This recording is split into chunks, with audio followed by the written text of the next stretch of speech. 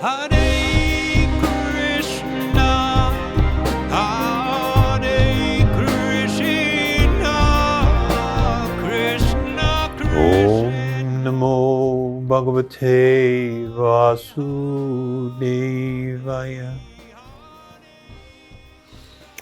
Haribol.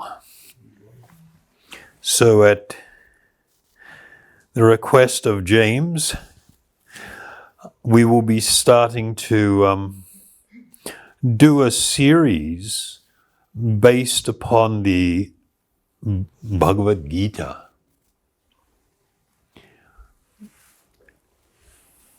The Bhagavad Gita, these words, it literally means the song of God. The Bhagavad Gita is comprised of 700 verses, and it is actually one chapter of a much bigger work called the Mahabharata, which is a great epic that is bigger than the great Greek epics put together.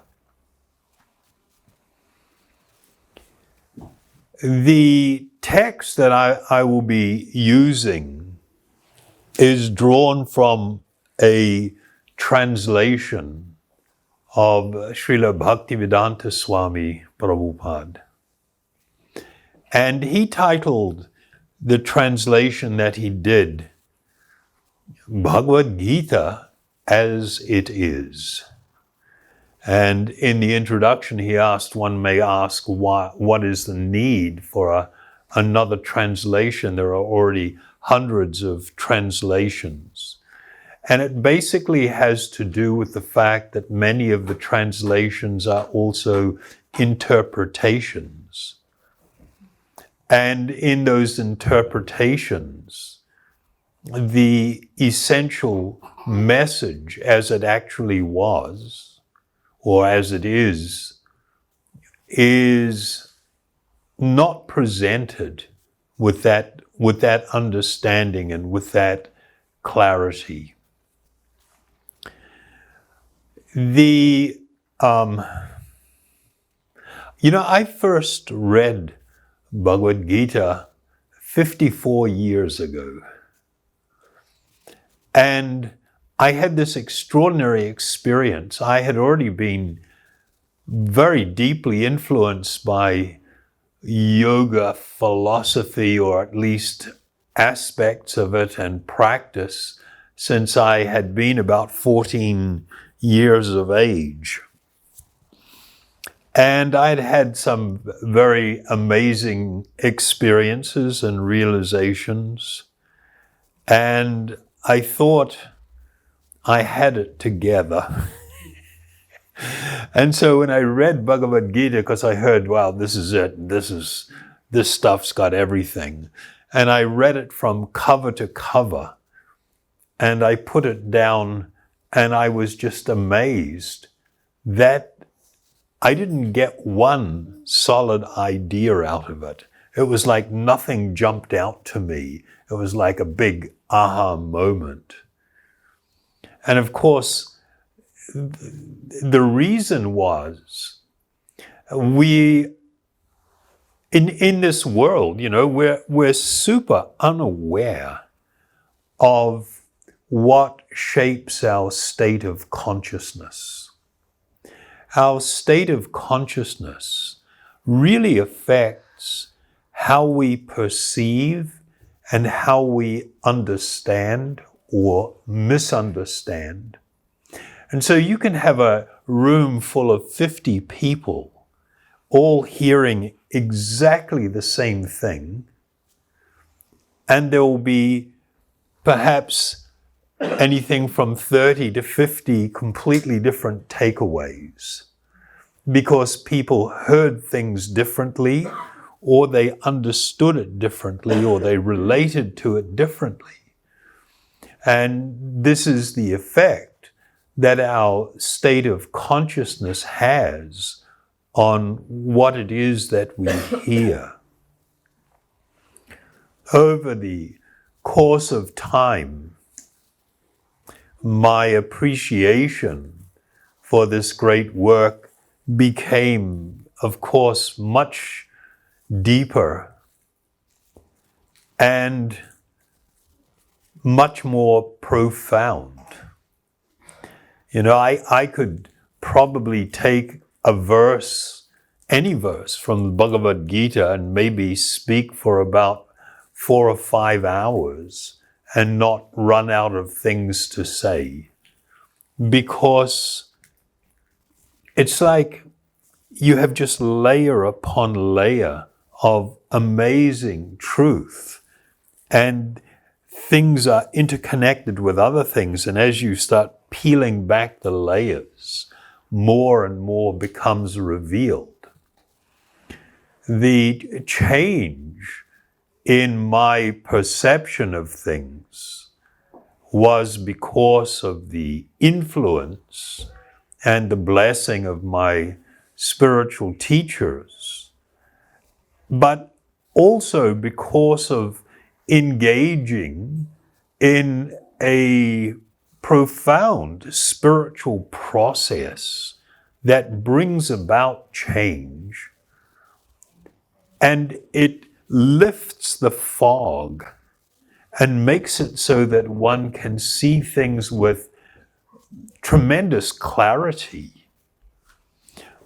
And we all need to be engaged in such a process and such activities that have this effect. And this is actually what self-realization or enlightenment is about.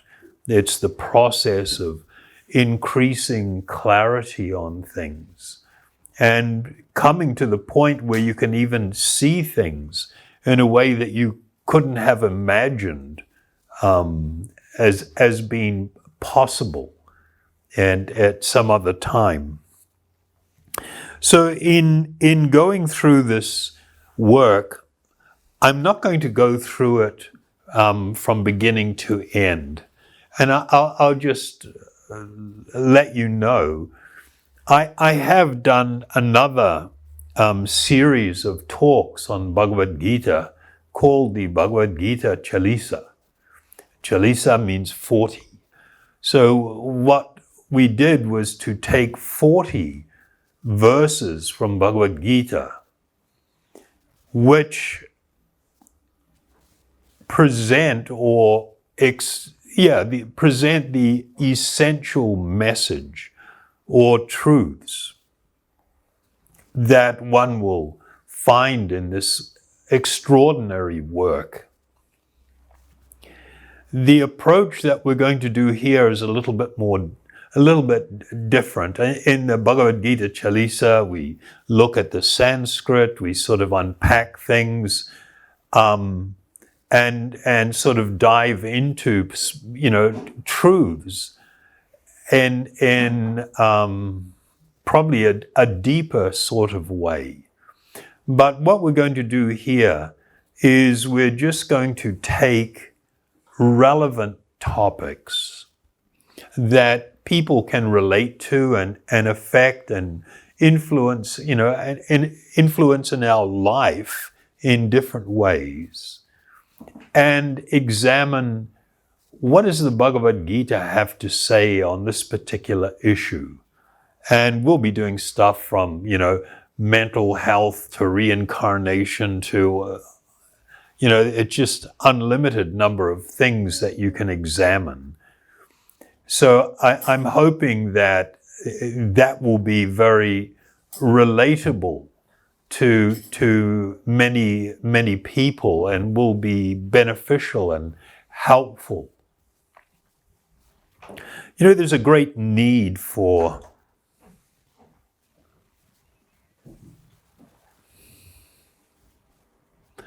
guardrails in our life, things that keep us on a pathway, that point us in a direction, a desirable direction, because everybody's heading in some direction, from crash and burn to, wonderful spiritual reality and everything in between.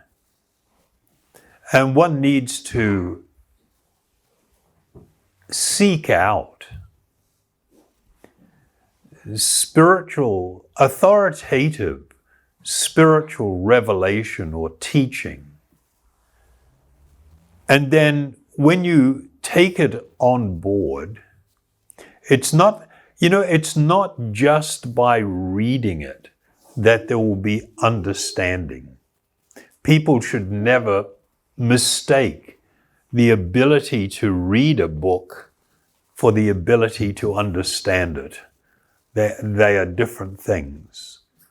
And particularly when we understand that to have an understanding of spiritual truth, it's not a mental exercise. It's not about mental capacity. It is something more relevant and important. But that's quite a big subject I won't get into here today. So first thing I'd like to do is just give a little bit of context as to what the Bhagavad Gita was, why it was spoken, and what it was about. Because one of the big difficulties for people in the Western world to approach a teaching like Bhagavad Gita, it contains all kinds of concepts and ideas that many people are very unfamiliar with. And because they are unfamiliar with it, they have some difficulty sort of like understanding what it is that's been presented. So we will try to help in the cultivation of a proper understanding of some of these concepts. The Bhagavad Gita, it is a conversation on a battlefield. And it's like, wow, a battlefield. What, of all places to be having a conversation. So this conversation took place between a warrior prince, his name was Arjuna, and a person that was assuming the role of his cousin. And this was an incarnation or avatar. This word avatar, it's not the funny little thing that you use on social media. The word avatar means one who descends. That's the actual meaning of the word. And when we say one who descends, it means that one who has descended from a transcendental platform to bring enlightenment to the people of this world. And so the person offering instruction here is the Lord Sri Krishna, who is described as an avatar. This conversation taking place about 5,000 years ago. Of course, there are attempts by modern literary historians to date it, and they come up with a variety of conflicting dates, many of them quite different than what's stated in the Vedas. And one may ask, well, which one should we be accepting or embracing? And of course, we would say that according to the ancient tradition of the spiritual lineages that stretch back over thousands of years, when they give a time for something people that are studying within that lineage embrace that to be factual. But there are other things. There were, for instance, descriptions of different astronomical arrangements which had to do with positioning of planets and constellations and sometimes comets, that if you run them through computer programs, they'll take you back to that period of about 5,000 years ago when this event was described to have happened.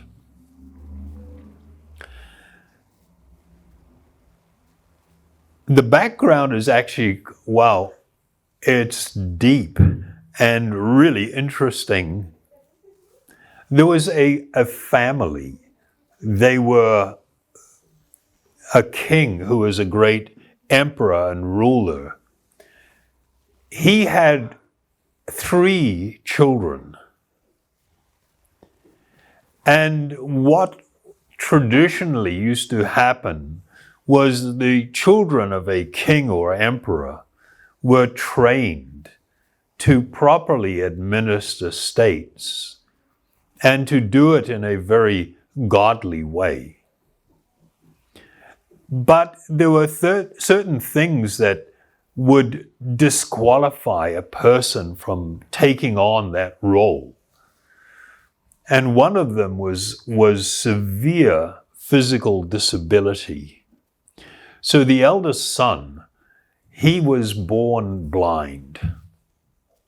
And so even though he was very intelligent, it was considered that a person that had that disability in many ways could potentially be cheated.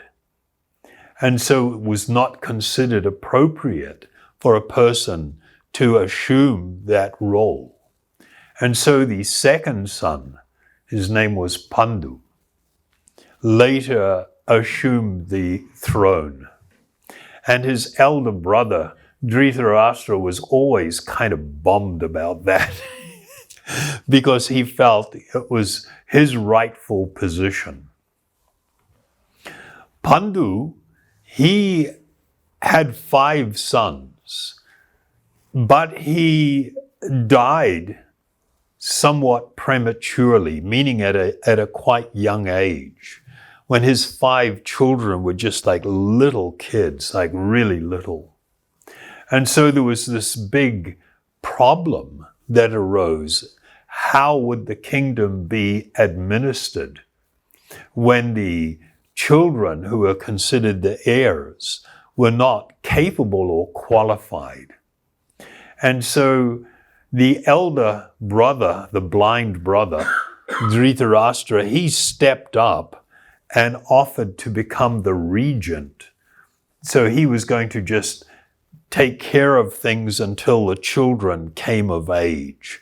And he would guide them and make sure they were properly educated and everything. That was meant to be the arrangement. But what happened? There was this enviousness on the part of some of the sons of Dhritarashtra, led by the eldest son. And he had over 100 sons. It was like, and they were pretty fierce and warlike.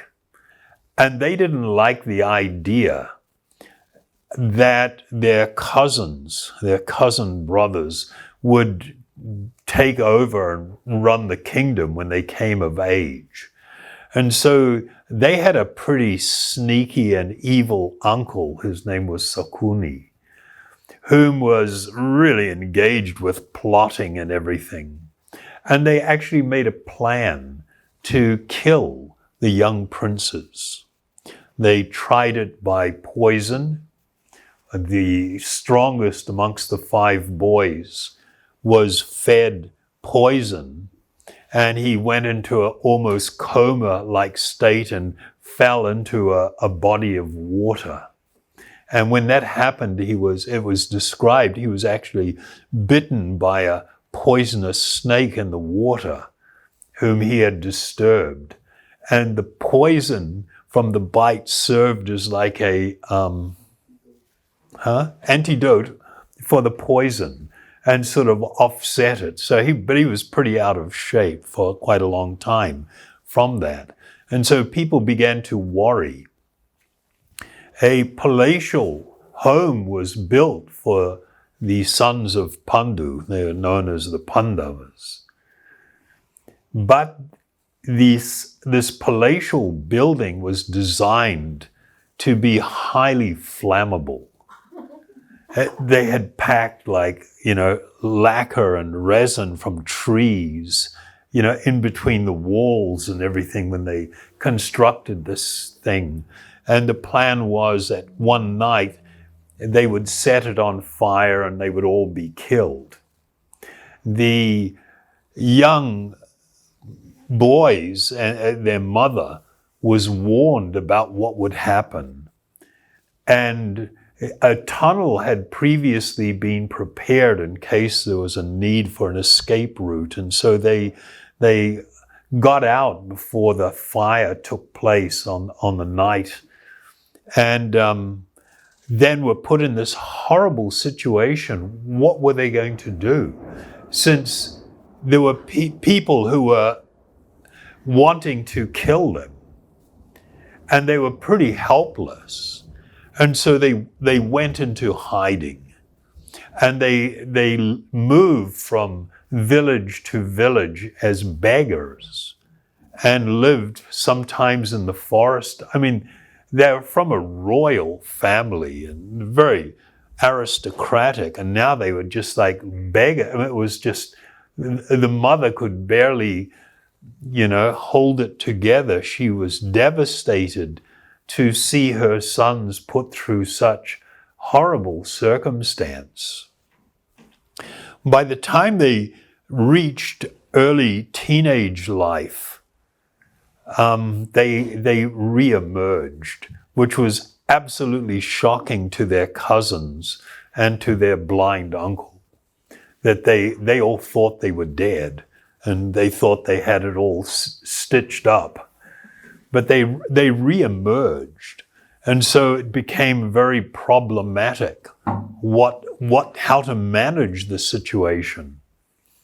So they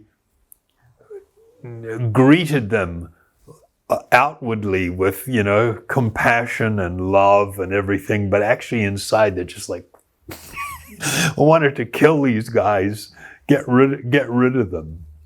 And so there were lots of different things that happened.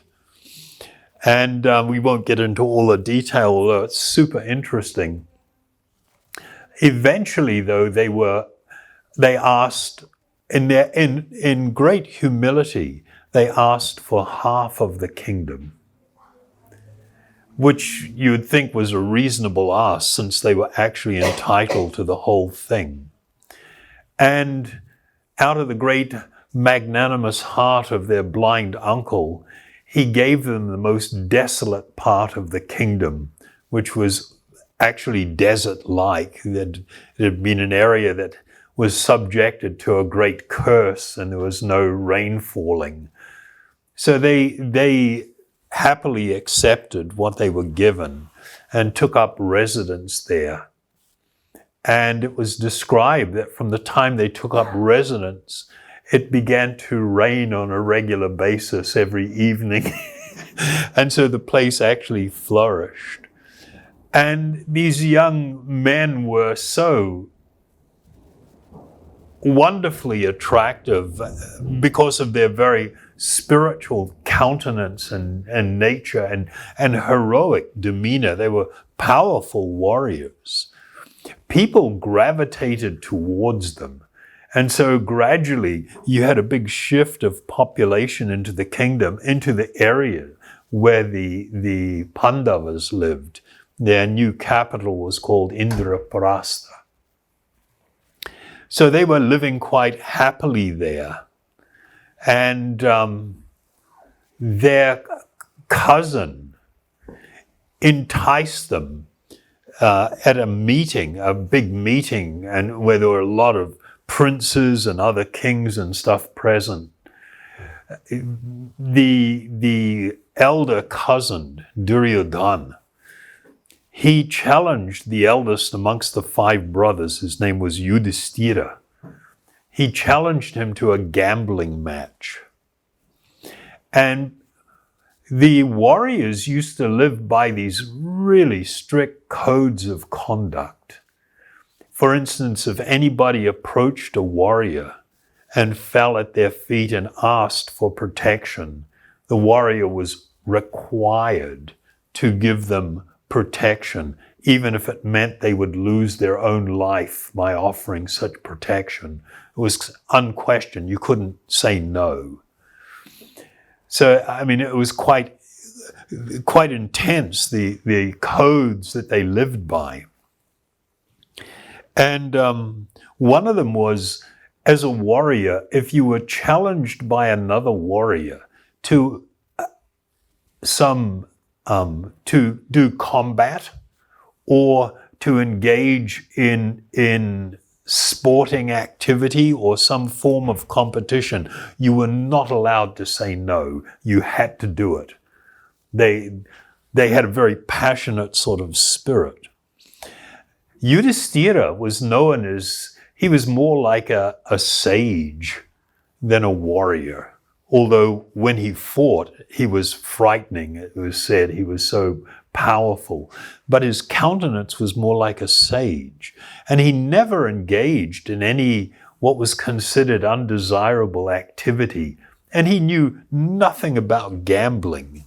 And he was challenged to this game of dice. It wasn't the little square ones. They used to use the long, 6-sided, was it?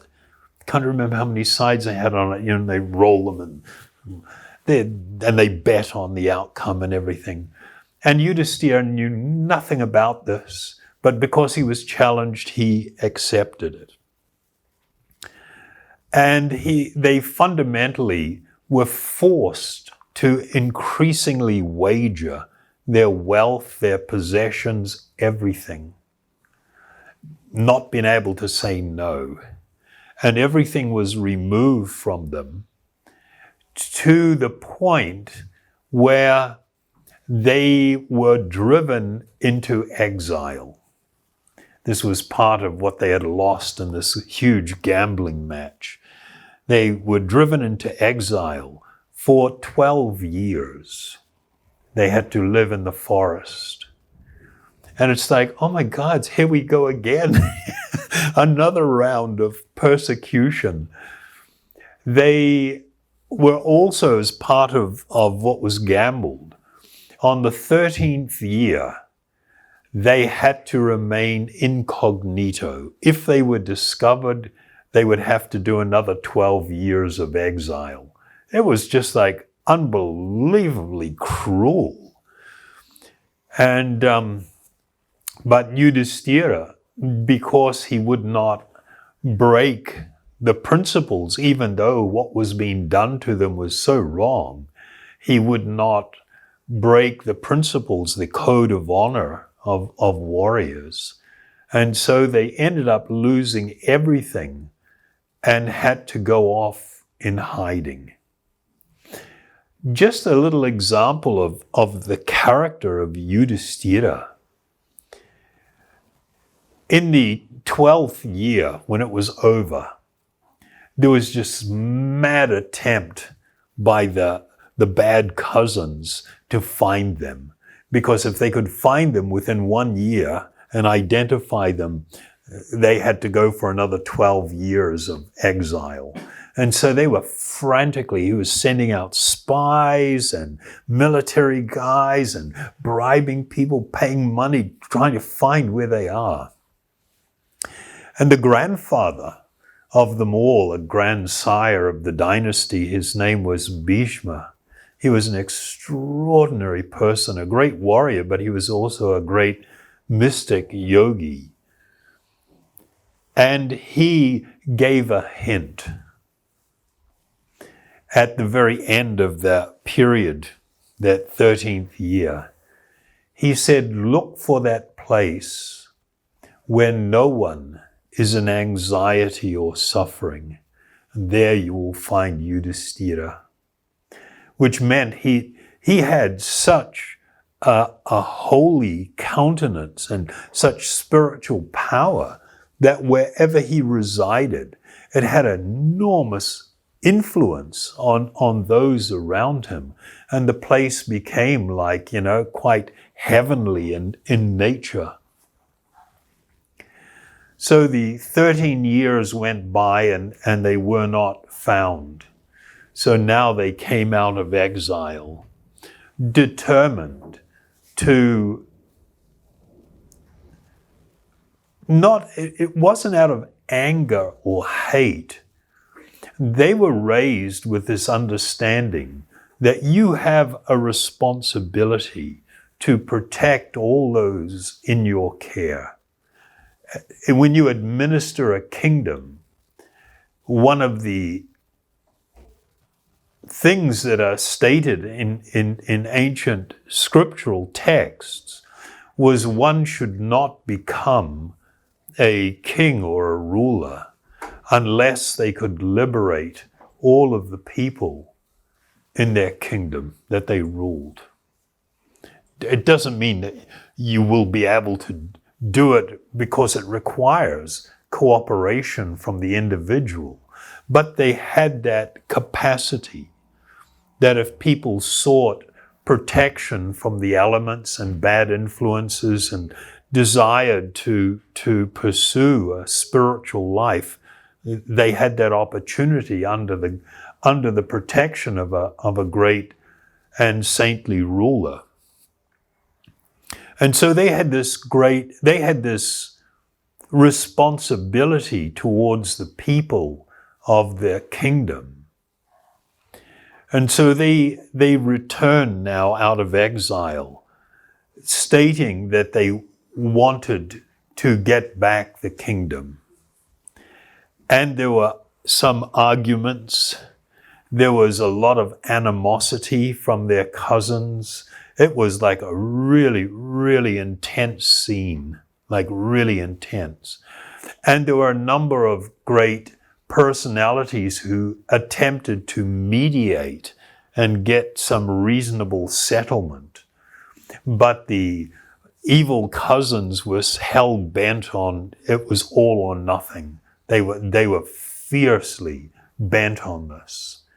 And so they began to seek support from different kings who had armies to come to their side. And others sought to ally themselves with the Pandavas and to help them in this very great and just undertaking.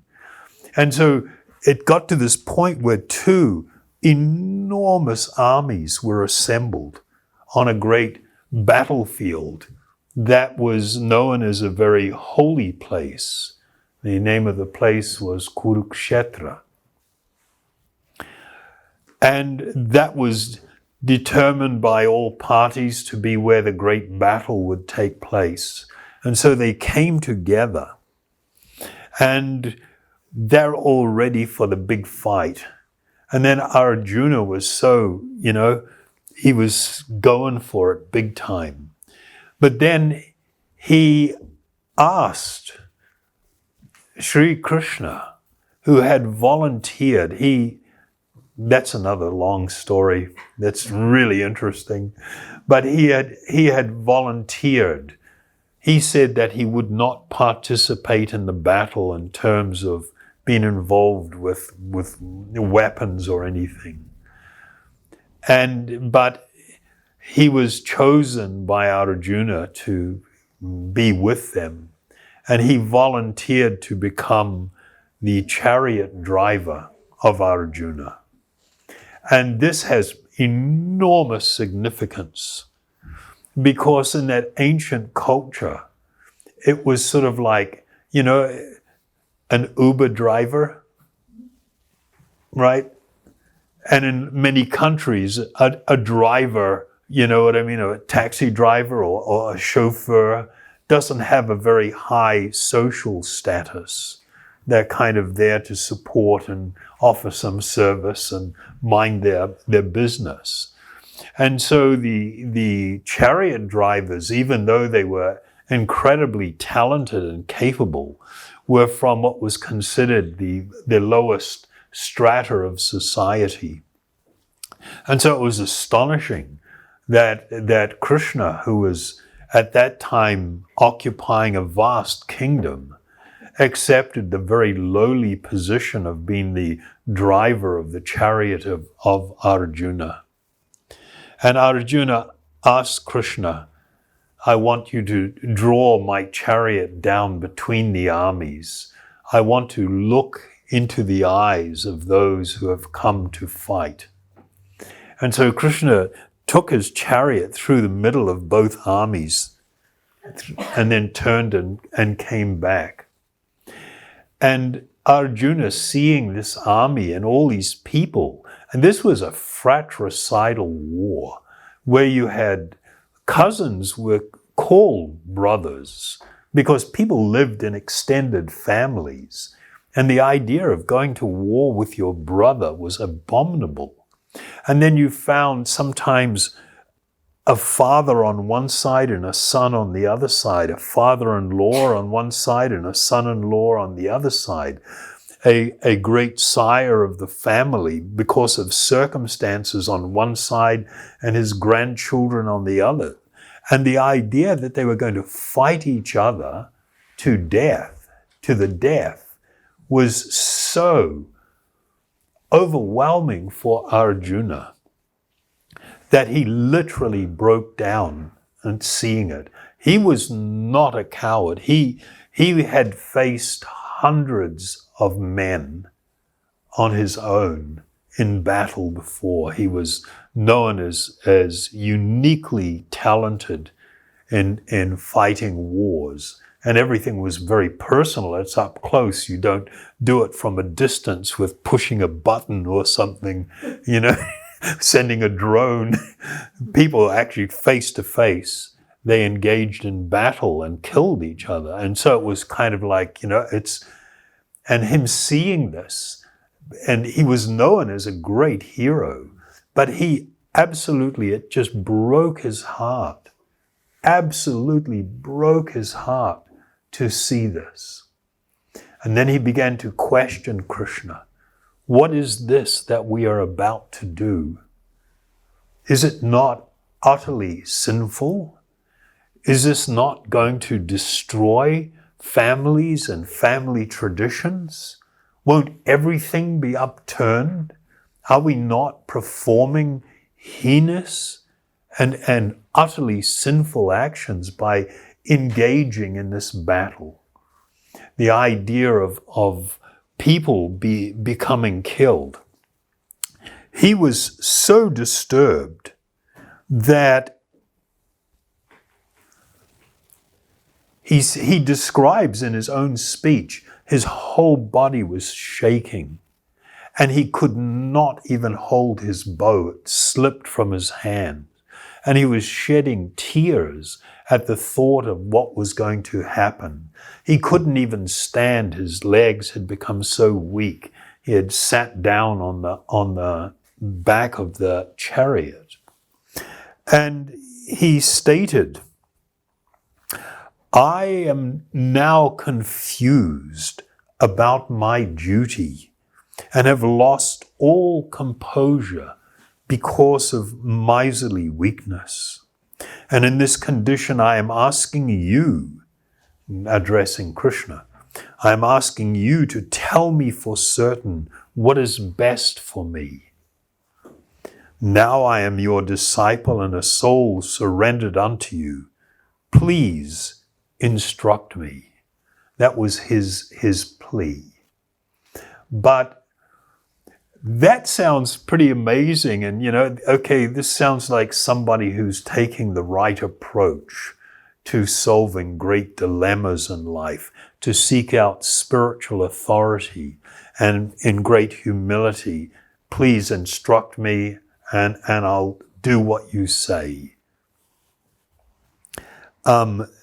he went on to describe, he said he was so heartbroken and overwhelmed with grief. He said, I can find no means to drive away this grief. Then it states, having spoken thus, Arjuna, the great chastiser of enemies, told Krishna, Govinda, I shall not fight, and fell silent. And it's sort of like, we have a big problem here, because just a minute before, he said, I am your disciple, I am surrendered unto you, tell me what to do, I accept you, as being the authority on this. But then, right after that, he goes, but it doesn't matter what you say, I'm not going to fight. Which is sort of like a contradiction, and was, setting up this whole conversation that was about to take place. So in another verse, it states, the Bhagavan Sri Krishna said, while speaking learned words, you are mourning for what is not worthy of grief. Those who are wise lament neither for the living nor for the dead. And it's just like, what is that? What is that all about? That's just like, is this hard-hearted? Is this callousness? And of course it's not. It's spoken in profound compassion, and a great deal of compassion for Arjuna, and a statement of fact about something that is quite extraordinary, that the wise should lament neither for the living nor for the dead. And then, of course, the big question is, why? Why should it be like that? So then this was setting up, or setting the scene, for actually the most foundational and important teaching of the Bhagavad Gita, upon which everything else is built. We all have in our life some sort of foundational truth that we hold. Whether it's true or not, we have what we feel to be a foundational truth that shapes everything. Most people are absolutely unaware that the most foundational truth that people embrace in their life is the idea that the current body that I am occupying is me. So I say with great force and conviction, I am male, I am female, I am of a particular age according to the age of the body, according to the size and the shape of the body. I hold that to be me. I hold all things in connection with the body to actually be who I am.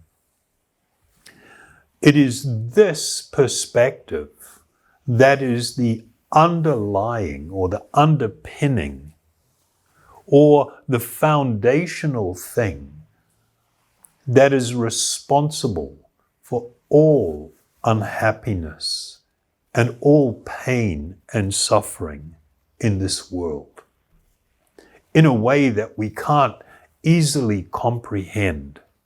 I mentioned in the beginning how we all have a state of consciousness which acts as a filter to how we see things, how we interact with others, with the world, how we see ourselves, is all shaped by this state of consciousness. And the first great truth that Krishna was going to address is the reality that we are eternal spiritual beings, temporarily residing within these current bodies that we have. And that journey only has one end. The end is what's called death. There will come a point where your body is no longer habitable. It is uninhabitable because of age or disease or some accident or some misfortune that happens. And when that happens, you are forced to leave. You don't have any say in it. You must leave and move on. And your great investment in what you called your life is now all abandoned. And we just move on. And that's an extraordinary idea. If we actually embrace this truth, that I am an eternal spiritual being having a temporary material experience, I would actually be really different in terms of what kind of choices I made, how I would deal with everyone, not just people I like, but even so-called enemies. The way I would deal with everyone, the type of choices I would make, the decisions I would make, on how my life is going to be and what I'm going to be doing. Everything would completely change just on the basis of this singular principle. And so trying to embrace that idea first is kind of like, whoa, it's massive. One of the big difficulties with trying to study Bhagavad Gita, apart from what I mentioned earlier, where there's going to be a lot of concepts and ideas that many people, particularly in the Western world, are unfamiliar with. And so it's kind of like, what? What do you mean by that? Where did that come from? I don't believe that, or I don't accept that, without actual understanding of what's being presented. This principle that's been laid out, we are encouraged, if we are going to study something like the Bhagavad Gita, to do it under the guidance or direction of an authoritative spiritual teacher who can actually help us with understanding. Like the things that I'm discussing now in relation to not being the body, being an eternal spiritual being. Many people can read the Bhagavad Gita and it's just like, oh, far out, oh, look at that, oh. But not really take the time to really consider the implication of what's been stated, particularly in relation to my own life. The implication. And what am I going to do with this? If I embrace this, if I begin to understand even a little bit, what am I going to do with that? How is that going to play out? We often don't approach things that way. Many people think that philosophical ideas are just mental ideas. Oh, I have a mental understanding, or yeah, I can remember that, or I got it down, or I can repeat it. But that's all very superficial. We're looking to go to the heart of the matter. When we discuss these different spiritual principles, we need to really look at it in relation to ourselves and our own life. So after speaking that previous verse that I mentioned, and I'll just repeat it again, Bhagavan Sri Krishna said, while speaking learned words, you are mourning for what is not worthy of grief. Those who are wise lament neither for the living nor for the dead. So he then went on after a few verses to begin to make some pronouncements about the nature of the soul. And I would just like at this point to say, I don't really like using the word soul very much because it is so misunderstood. In the Western world, when you say soul, and you ask people if they accept or don't accept the idea of a soul, and what is the soul? And the most common thing that a person would say that accepts the idea of some spiritual reality, they would say, I have a soul. You have a soul. We all have a soul. But I have a soul. And of course, my next question to that is, if you have a soul, who exactly are you? And what exactly is this soul that you possess? Actually, that statement becomes completely rejected in Bhagavad Gita. You don't have a soul. You are the soul. You are the spiritual being. The terminology, I have a soul or my soul, that is actually, without meaning to offend anyone, that is ignorant. Ignorant meaning it's not reflective of the truth.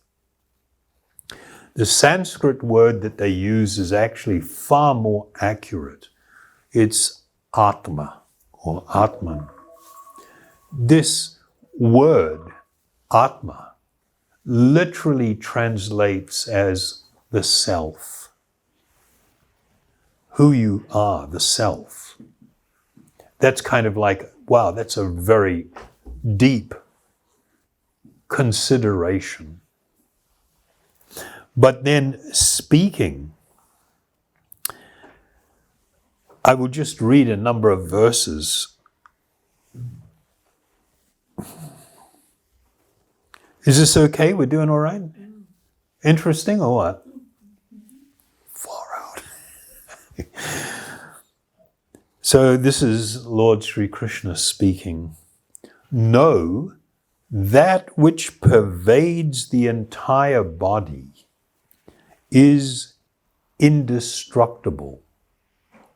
No one is able to destroy the imperishable soul. And that's, wow, that's amazing. Because you know what that says? You never die. You cannot die. You are eternal. The body will die. When you leave, the body manifests all the signs of death. But you do not die. And when you reside within the body, and it describes in the Mundaka Upanishad that the Atman actually resides within the region of the heart in terms of location within the body. And there are 5 types of subtle air that are moving throughout the body.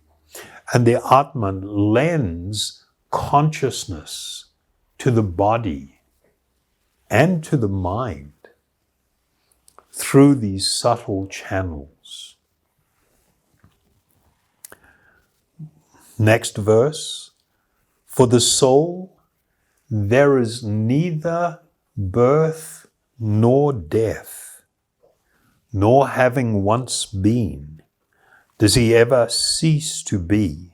He is unborn, eternal, ever existing, undying, and primeval.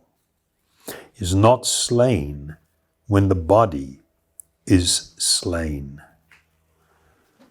So again, whoa, this is one of the things that a lot of people will struggle with. There is a declaration here that you are eternal, not just into the future, but also into the past. You have existed eternally. That is the nature of whatever is actually spiritual. Material things have a beginning and an end. That which is spiritual is without beginning and without end. And of course, that just opens up another, oh my God, so do you mean, there's going to be all kinds of questions that come from that. Then speaking specifically in relation to the battle that was to take place, the soul can never be cut into pieces by any weapon, nor can he be burned by fire, nor moistened by water, nor withered by the wind. This individual soul is unbreakable and insoluble, and can be neither burned nor dried, is everlasting, all-pervading, unchangeable, immovable, and eternally the same. So I'll just address a couple of points there that might throw people off. One of them is really important. Eternally the same is important. And yogis would meditate in this way to establish this reality that I exist without change. You can remember when you had a very young child's body, possibly, depends on the individual, but it's very possible. I can remember back to when I was about 6 months old, some things that happened, but I don't know if not many people can go that far back, but most people can remember when you were a child, some experience. You can remember when you were an older child. You can remember things from your teenage years. You can remember attaining adulthood. You can remember years of maturity if you're that old. You can remember the state of being in a middle-aged body. In my case, the body is very old, 70 plus years, and it's like, okay, it has always been the same unchanging person that has experienced the different transformations and the different states of life. And your identity as the person who remembers, who knows they experience these things, is not changing. Your identity is not changing, even though your body is constantly changing. The other term, all-pervading, might throw some people off in the description of a nature of the soul or the Atma, the spiritual being. This all-pervading doesn't mean I, as an individual, am all-pervasive. No, it is a description, this Sanskrit, sarva-gataha. It describes that everywhere you will find souls. The symptom of the presence of a soul is life. The characteristic, this manifestation called life, or when something is living, is because of a spiritual presence. Everything that's showing signs of life means that there is a spiritual being present there. So we're talking of insects, birds, animals, vegetation, that there is actually a spiritual existence there. And that's what it means by being all-pervading. Then Krishna states a little bit later, because it's just like, this is mind-boggling, these declarations, if we really consider them. He states, some look upon the soul as amazing, some describe him as amazing, and some hear of him as amazing, while others, even after hearing about him, cannot understand him at all. And this is another fact. You may be highly intelligent. You may be even, recognized as a scientist, and hear these proclamations and just go, what are you talking about? I don't understand what you're saying. I don't accept it. I can remember when my spiritual master, Bhaktivedanta, one of my spiritual teachers, when he first went to Moscow and he spoke at Moscow University in the very early 70s. It was at a time when the pervasive and underlying philosophy that was adopted was reductionist materialism, where material elements are the only reality. There is no spiritual thing. There's nothing spiritual. Everything is just made of atoms. Atoms are the only truth. And for somebody that's in that consciousness, even though they may be a great scientist, they may be a mathematician, hearing these things is just, they just don't get it. It just doesn't even register. And again, it's because of the state of consciousness. And after speaking with a number of these professors at Moscow University, some of them were just blown out and they thought it was amazing and they knew there was something going on. A big chunk of them just out of hand utterly rejected it as just a superstitious idea. It was unintelligible. And Bhaktivedanta, in relaying what had happened, read or quoted that quote, that some look upon the soul as amazing, some describe him as amazing, and some hear of him as amazing, while others, even after hearing about him, cannot understand him at all. And then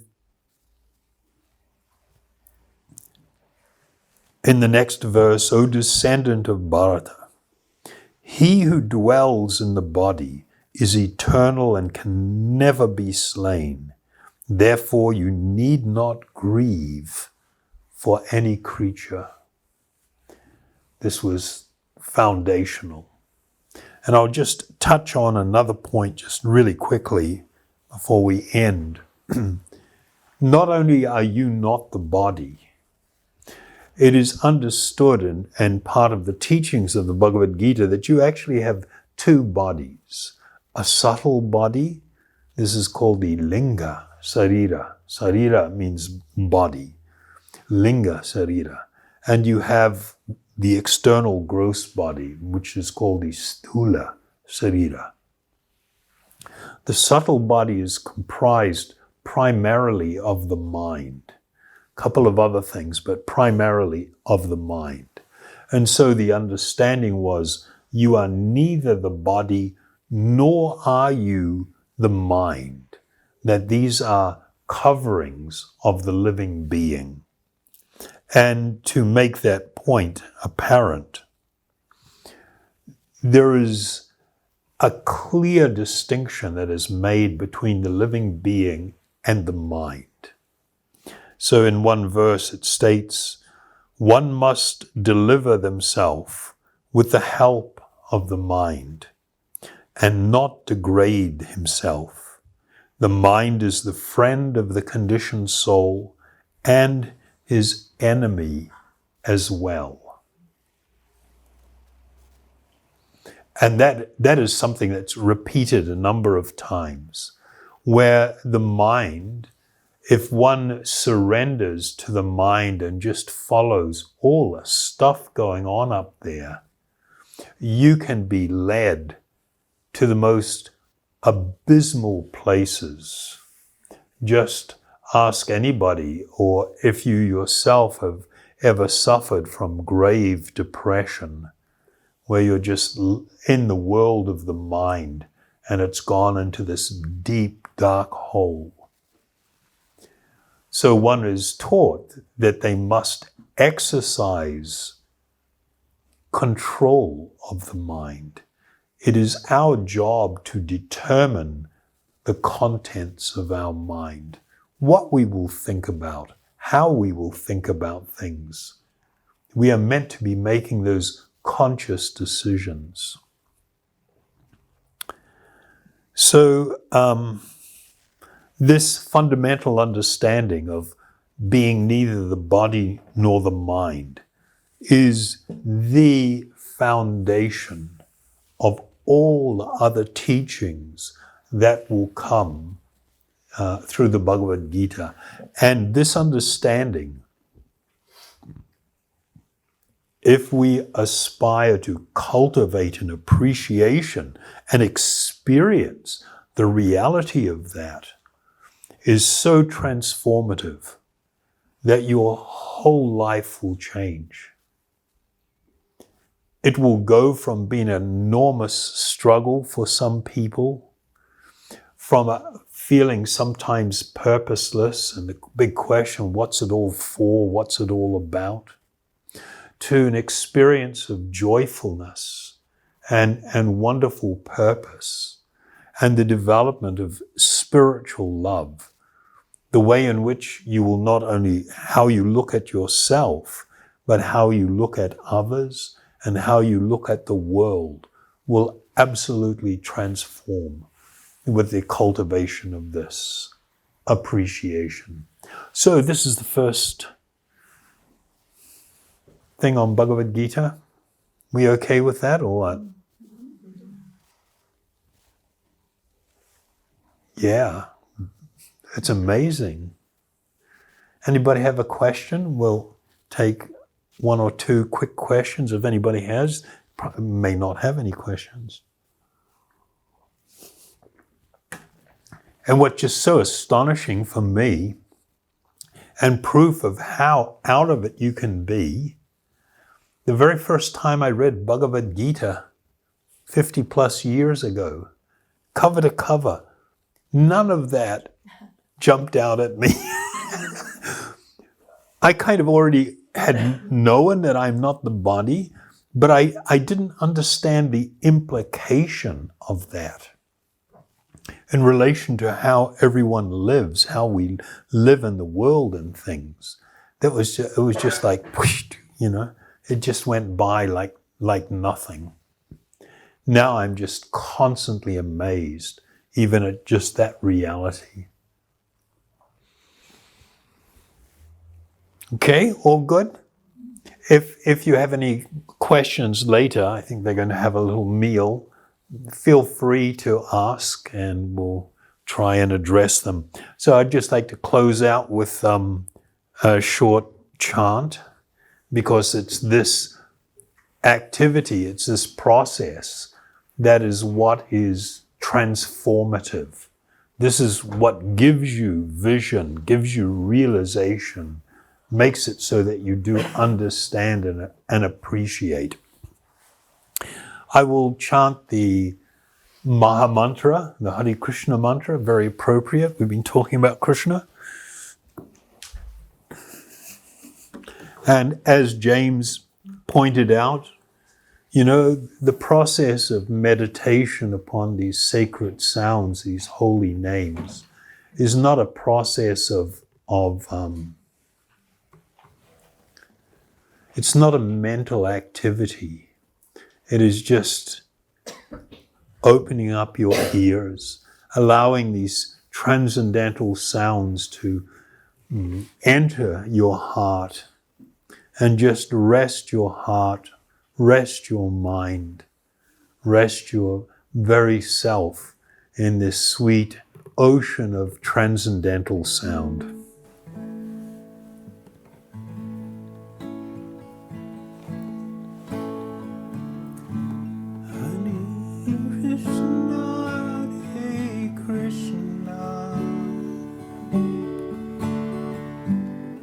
Krishna, Krishna, Hare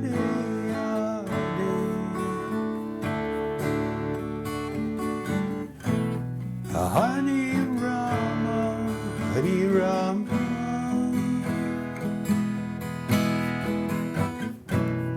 Rama Rama, Hare Hare, Hare Krishna.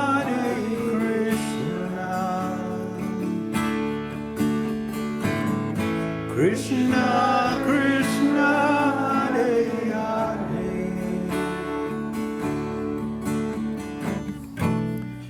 Hare Rama, Hare Rama, Rama Rama, Hare Hare, Hare Krishna, Hare Krishna, Krishna Krishna, Hare Hare, Hare Rama, Hare Rama, Rama Rama, Hare Hare, Hare Krishna, Hare Krishna, Krishna Krishna, Hare Hare,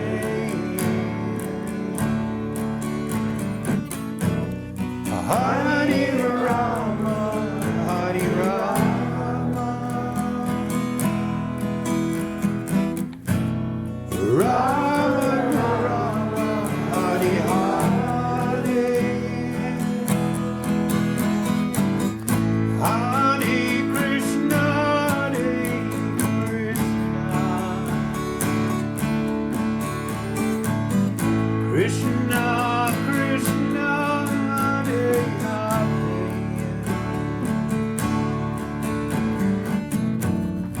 Hare Rama, Hare Rama,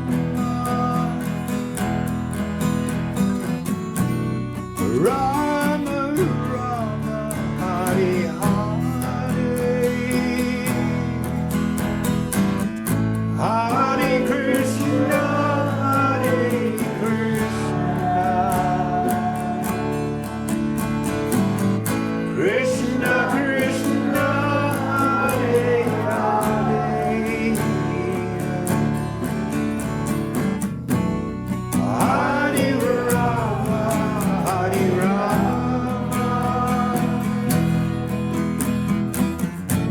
Rama Rama, Hare Hare, Hare Krishna, Hare Krishna, Krishna Krishna, Hare Hare, Hare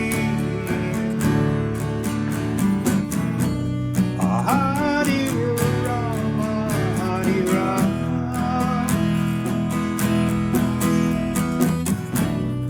Rama Rama, Hare Hare,